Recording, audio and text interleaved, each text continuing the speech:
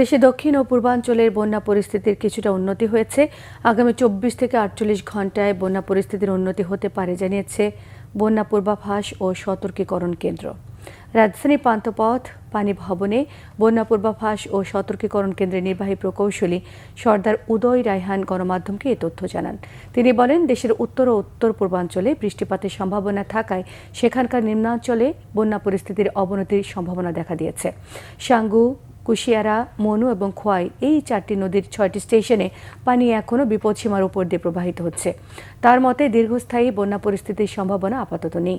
এদিকে আবহাওয়া অফিস জানিয়েছে, চট্টগ্রাম সহ দক্ষিণাঞ্চলে তৈরি হওয়া লঘুচাপটি অনেকটা দুর্বল হয়েছে।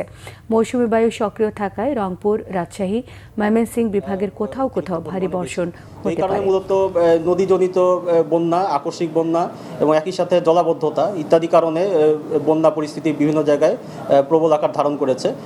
তবে বর্তমানে নদ নদীর পানি চট্টগ্রামে জেলাতে অধিকাংশ জায়গাতেই হ্রাস পেয়েছে গত 24 ঘন্টায়, এবং আগামী 24 ঘন্টায়ও কিছুটা ধীর গতিতে হ্রাস পাওয়ার প্রবণতা অব্যাহত থাকতে পারে।